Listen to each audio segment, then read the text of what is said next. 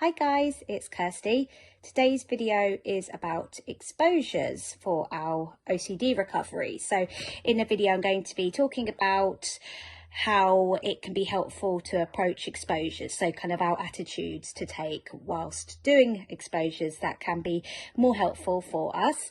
But before I get started, I'd like to ask please do subscribe by clicking on the subscribe button below in order to stay up to date with new videos as they're released. So you may have come across, and most likely will have come across, the idea of exposures as you've been researching OCD therapy or OCD recovery. This is because exposure therapy is considered to be the gold standard kind of behavioural side of OCD therapy. So exposure therapy is also used for other mental health conditions, such as people who may have extreme phobias. So exposure therapy is often carried out alongside some kind of cognitive therapy as well.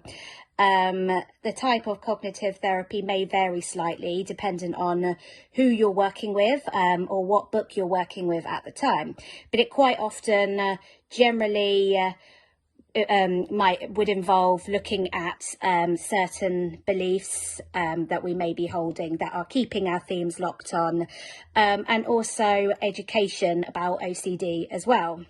So just very quickly, for those people who aren't aware, so exposures are something that we would do where we, in a safe and measured way, never putting ourselves or anybody else in any kind of danger at all. I think it's very important to mention that, but in a safe and measured way, expose ourselves in kind of small ways to things that would trigger our obsessions or uncomfortable feelings and urges. So we're exposing ourselves to things that we might associate with our feared scenario. So it doesn't have to be kind of exactly like, exactly the thing that we're afraid of, but it's basically voluntarily being in situations that will trigger our obsessions to arise. And the idea is that we would expose ourselves to these kind of triggers, and in order to get our obsessions going, thoughts, feelings, urges, sensations, and we resist performing compulsions. So hence the response prevention part, which I don't believe I actually said before this point. So ERP stands for exposure and response prevention, or some people say exposure and ritual prevention, but the response or ritual is the compulsion.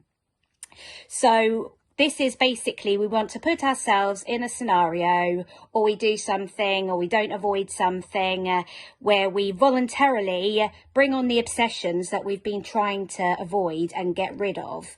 And we aim to, we resist the urge to do these rituals or compulsions. So we resist the urge to respond to the obsessions, thoughts, feelings, urges, and sensations.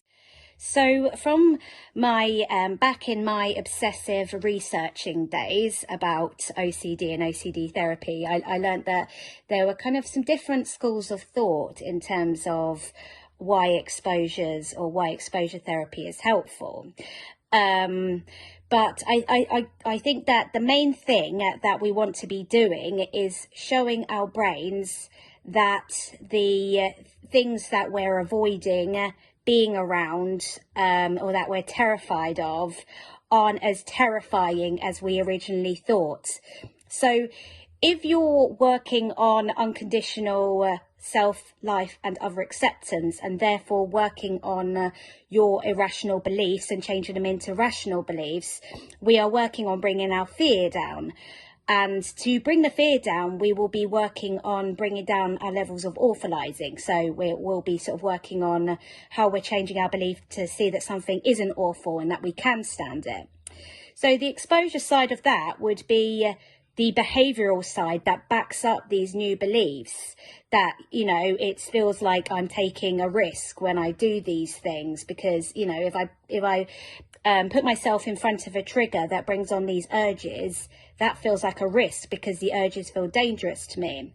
But if I'm trying to prove to, show myself and change my belief that the feared scenario, the worst case scenario, isn't as horrifying, I most certainly can stand that situation, then I can put myself in these I can trigger myself without having to run away terrified. So the exposure isn't something that's pleasant or ever enjoyable. The aim of the exposure is to be uncomfortable. But our brain is there, and our brain is in the background making notes, and all of that adds, contributes towards changing our rational beliefs that I can stand it, it's not awful.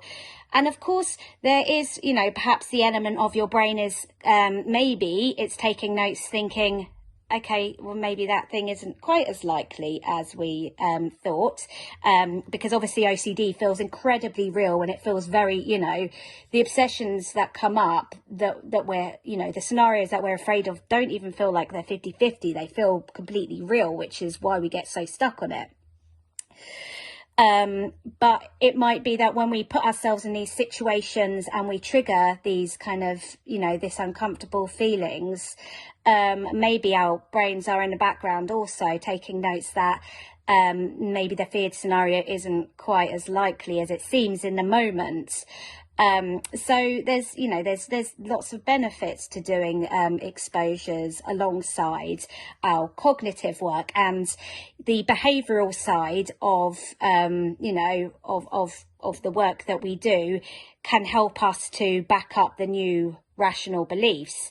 Because if we're trying to change beliefs that things are not as awful as we thought it was, and then we do compulsions, well, that's a complete contradiction to what we're trying to work on, convincing our brains to take on this new belief. We're undoing our good work there. So the exposure where we deliberately trigger ourselves and then we resist doing compulsions then helps to back up our new rational beliefs. So it's extra things that we can do to help ourselves. Now, the point that I really wanted to make in this video is that if we are to show ourselves that we can stand it, and we don't want to continue feeding into the idea that it is terrible, and I really must stop this thing happening because it really feels like it will, then I ideally don't want to be going into my exposure absolutely, oh God, feeling absolutely petrified, like dragging my heels in, literally just thinking, this is awful, I don't want to do this, I don't want to do this, I don't want to do this. We want to go into this with the attitude that my life is worth taking these risks for. And this is where, a lot of the cognitive side does work with this, because once you've done some disputing of irrational beliefs and really worked on your beliefs surrounding things, you do start to see through the fear a lot more, and it can help you when you go into those exposures to then go in with the right attitude, I'm choosing to do this, I'm choosing to do this for myself, and then resisting the compulsions. So basically, the more we are voluntarily making ourselves feel uncomfortable, the more we're showing our brains the right way, the way we want to be behaving, and showing our brains that we can stand feeling uncomfortable. We don't need to run away from this discomfort. And it is very uncomfortable while you're doing exposures. But what you want to be getting to the point with is that, oh, I feel uncomfortable. Good. I want to feel uncomfortable. Good. Because this is what's going to get me my life back. It's not easy to have that attitude because it's human nature to want to escape from discomfort. As humans, we want to chase pleasure and run away from pain. Nobody wants to feel uncomfortable. But for us, we do. because it gets us our life back. It gets us our freedom from OCD. So we want to be seizing opportunities to feel uncomfortable, to kind of build this kind of tolerance to, you know, uncomfortable, and, you know, this oversensitivity to any uncomfortable feelings and sensations. So we can get to the point where it's like, yeah, good, make me uncomfortable. So the more we're kind of getting behind ourselves and saying, you know, there are benefits for me taking these risks. Because let's face it, when you have OCD and things feel that real, doing these exposures and even working on your irrational beliefs, it all feels risky, because your OCD will always throw up ideas. But if you're doing this, then you're, you know, that means that you want it to happen. And there's all these other things that OCD can throw out. So, you know, the more we're kind of getting, you know, disputing these irrational beliefs, bringing the fear down, and really sort of looking at the benefits of why I would want to let go of these fears and these irrational beliefs, that it would be awful, the more we're able to go into an exposure with the right attitude as well. But I want to be clear on this. It's not as if you could go into an exposure and be like excited, you know, you're not going to be excited for it. Maybe you will. Maybe that's the feeling that you get with the, you know, that, because OCD can spark all sorts of feelings. But it's not something that we really want to do. But it's not pleasant, but we want to try, you know, we want to do it for our recovery, because our life is worth it, and, you know, we're worth it. Sorry to quote L'Oreal, but you know, this is where we working on unconditional self-acceptance can be incredibly helpful. That, you know, I can accept myself regardless of what I am or what I may be or what I may do, because this is my one, you know, this is my, well, depending on what you believe, but this is my opportunity at consciousness. You know, this is my life. Not everyone gets this opportunity to maybe live as long as I have. So this is something that I've been told that can help me to have a better quality of life. So therefore, I'm going to make the choice to get behind myself and, you know, push through and do these exposures, because I've done the work on my irrational beliefs and I've given myself the benefits. So it really helps if you list benefits for taking the risks that you feel like you're taking when doing exposures. You know, you're kind of, you could say, well, you know, if it brings down my anxiety and, you know, reduces my obsessions, then maybe I can enjoy feeling more in the moment with my children or my partner. And then maybe I'll be able to focus more at work, and I'll maybe feel more confident to go after that promotion. And then if I get that promotion, I might get more money, and then I can go to Thailand like I've always wanted to. So you can start really, you have to give your brain good reasons to, you know, to take on to change beliefs, because your brain thinks it's keeping you safe. And of course, by doing compulsions and avoiding things, we're saying, yes, brain, yeah, these irrational beliefs are keeping us safe. And I'm doing all these things to back it up.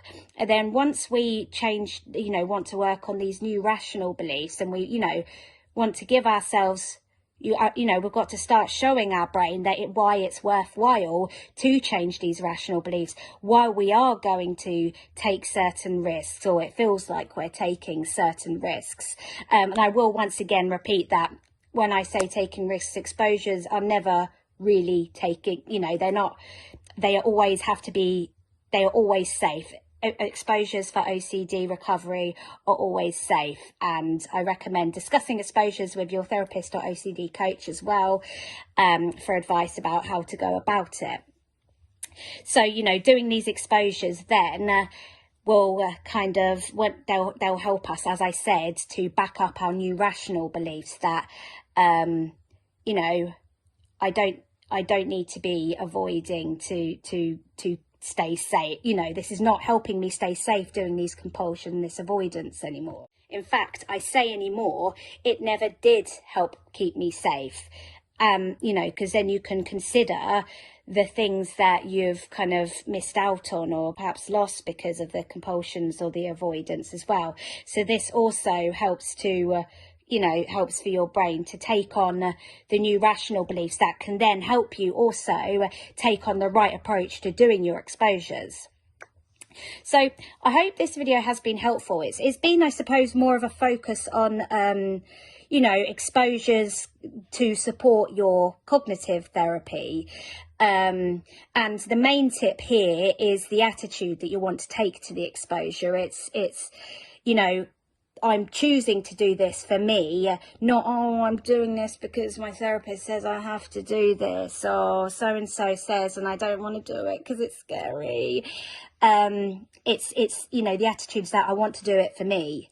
And the reason why I've spoken also quite a bit about the cognitive side is because working on the cognitive side can help you to take that perspective, because that perspective won't necessarily be there from the very beginning, because because over time, you know, we've been doing things we've been adding to our fear cycles by avoidance and compulsions. So I hope this video has been helpful in regards to talking about exposures and the attitude it can help to take when doing them. And do take care. Bye.